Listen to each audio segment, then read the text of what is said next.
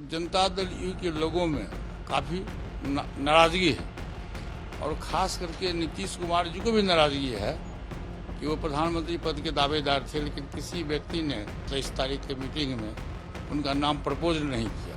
प्रत्येक विधायक से अलग अलग मिल रहे हैं, सांसद से अलग अलग मिल रहे हैं। उनको इस बात का डर है कि ये सब लोग छोड़ करके भाजपा गठबंधन की ओर लोग जा रहा है और भाजपा गठबंधन की तरफ निश्चित रूप से लोग संपर्क में भी कि अगर चिराग पासवान एनडीए में आते हैं तो आप उनका स्वागत करें। एनडीए में चिराग पासवान जी आएंगे, मैं विरोध नहीं करूंगा। स्वागत तो मैं नहीं करूंगा, लेकिन मैं विरोध नहीं करूंगा। हमारे साथ है बातचीत करने के लिए केंद्रीय मंत्री पशुपति पारस। सर, जिस तरीके से एनसीपी में टूट हुई है उसके बाद ये कहा जा रहा है कि जेडीयू में भी टूट हो सकती है। देखिए, जेडीयू में टूट होना तो निश्चित है, पहले होना था, लेकिन महाराष्ट्र आगे चला गया। जेडीयू के जो सांसद हैं और जो वहां के विधायक हैं, उनकी बुनियाद, उनका जीत जो हुआ है आरजेडी गठबंधन के खिलाफ में, वो बिहार विधानसभा के सदस्य हुए या लोकसभा के सदस्य हुए, और नीतीश कुमार के राजनीतिक उदय 2005 में हुआ था। आरजेडी गठबंधन के खिलाफ में वहां की जनता ने इनको बनाया, इनको मुख्यमंत्री बनाया। लेकिन 2020 की ही बात लीजिए, 2020 में जब विधानसभा का चुनाव हुआ तो एनडीए गठबंधन में थे नीतीश जी, और बिहार की जनता ने एनडीए गठबंधन को वोट दिया था, न कि नीतीश कुमार को दिया था। और ये बिहार की जनता से बिना पूछे हुए ये बगावत किए, और बगावत करने के बाद ये आरजेडी गठबंधन में चले गए, दूसरी बार गए।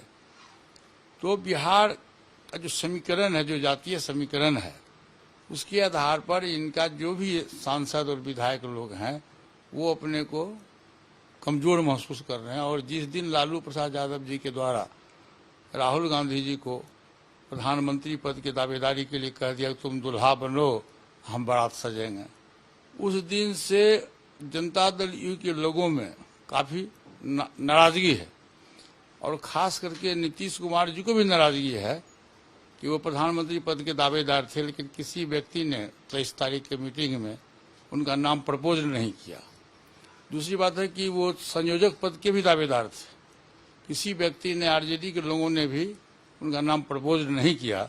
इसलिए खुद नीतीश जी भी दुखी हैं और उनके जितने भी सांसद हैं, विधायक हैं, वो काफी दुखी हैं। इसलिए आप देखिएगा कि 4 दिन से प्रत्येक विधायक से अलग अलग मिल रहे हैं, सांसद से अलग अलग मिल रहे हैं। उनको इस बात का डर है कि ये सब लोग छोड़ करके भाजपा गठबंधन की ओर लोग जा रहा है और भाजपा गठबंधन की तरफ निश्चित रूप से लोग संपर्क में भी हैं। सर, भाजपा, आप कह रहे हैं भाजपा गठबंधन की तरफ जेडीयू के विधायक जो हैं वो जा रहे हैं, लेकिन आप ही के भतीजे हैं चिराग पासवान, वो ये कह रहे हैं कि जेडीयू के कुछ एमएलए, कुछ नेता, कुछ सांसद उनके भी संपर्क में। उनसे आप पूछिए कि वो है किस दल में, किस गठबंधन में। कल परसों तक बयान आया है चिराग पासवान जी का कि मैं अभी किसी गठबंधन में नहीं हूं, मैं अंतिम समय में मैं फैसला करूंगा। तो वो गठबंधन उनका क्या है। और ये बताइए कि आज तक चिराग पासवान जी के द्वारा 2020 से लेकर अभी तक श्री लालू प्रसाद यादव जी के खिलाफ हो या तेजस्वी यादव जी के खिलाफ हो, कभी उन्होंने एक शब्द भी बोला है? नहीं, कभी नहीं बोला है। तो हंसना और गाल फुलाना एक साथ नहीं चलेगा। वो पहले क्लियर करें कि एनडीए गठबंधन के में है वो या आरजेडी गठबंधन में। आपको लगता है कि शरद पवार की पार्टी में जो टूट हुई है वो बिल्कुल ठीक हुई है? अजीत पवार ये कह रहे हैं कि देश के विकास के लिए वो भारतीय जनता पार्टी के साथ आए हैं और पूरी पार्टी उनके साथ। महीना पहले से चर्चा चल रही थी, जब शरद पवार जी ने अपना राष्ट्रीय अध्यक्ष का पद अपने लड़की को सौंप दिया, उसी दिन से काफी मतभेद था भीतर भीतर, और ये होना तय था। और अभी भी जो पार्टी के जो लोग बचे हुए हैं, उनके साथ कुछ विधायक लोग बचे हुए हैं, अंतोगत्वा अंतिम में सब वो लोग भी अजीत पवार के साथ चले जाए। सर, विपक्ष ये कह रहा है कि जिन लोगों पर जो है ईडी, सीबीआई के केसेस चल रहे थे, वही लोग जो है अजीत पवार के साथ गए हैं और उन्हीं को मंत्री बना दिया है। तो भ्रष्ट लोगों के खिलाफ भारतीय जनता पार्टी बात करती है, लेकिन भ्रष्टाचारियों को ही मंत्री बना देती है। नहीं, भारतीय जनता पार्टी इस बीच में है कहाँ है? भारतीय जनता पार्टी के बीच में कहीं नहीं। उन्होंने कहा कि मंत्री बना दिया। प्रेस मीडिया के लोगों ने बदनाम किया है। भारतीय जनता पार्टी तो वहाँ कुछ नहीं है, वहाँ तो शिंदे की सरकार है और शिंदे जी के मंत्रिमंडल में अजित पवार आए हैं, या और जो लोग मंत्री का शपथ ग्रहण जिन लोगों ने लिया है वो शिंदे की सरकार में लिया है। भारतीय जनता पार्टी का उसको कहीं कुछ लेना देना नहीं है। ये बताइए कि कभी भविष्य में आप और चिराग पासवान फिर से एक होंगे, क्योंकि भारतीय जनता पार्टी भी यही चाहती है कि आप दोनों मिलकर जो है चुनाव लड़ें। मैं भारतीय जनता पार्टी के लोगों को मैं अपनी बात कह दिया हूं, मैं अपनी पीड़ा बता चुका हूं और ये कतई संभव नहीं है। देखिए, बिगड़ी बात बने नहीं, लाख करो किनको रहमन फाटे दूध को मथे न माखन हो। जब दूध फट जाता है तो आप कितनों प्रयास करोगे तो मक्खन नहीं होगा। जब दल टूटता है तो दल जुट सकता है, लेकिन जब दिल टूटता है तो दिल नहीं जुटता है।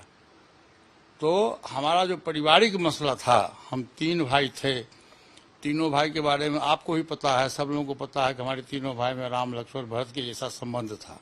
आखिर क्या कारण हुआ कि हमारे 2 भाई, बड़े भाई भी और छोटे भाई भी जब इस दुनिया से चले गए तो चिराग पासवान जी ने मेरे साथ में बेइंसाफी किया। सबसे पहले तो उसने हमको अध्यक्ष पद से, बिहार के अध्यक्ष पद से हटाया, उस समय तो पासवान जी जीवित थे। और उसके बाद पार्लियामेंट्री बोर्ड का में 6 सांसद में 5 सांसदों की राय थी कि हम यूपीए गठबंधन के साथ नहीं, हम एनडीए गठबंधन के साथ मिलकर चुनाव लड़े। लेकिन चूंकि उसमें हम राष्ट्रीय अध्यक्ष चिराग पासवान जी थे और पार्लियामेंट्री बोर्ड के अध्यक्ष भी वही थे और संसदीय दल के नेता भी वही थे, तो उन्होंने डिसीजन लिया कि नहीं, मैं अकेले चुनाव लड़ूंगा।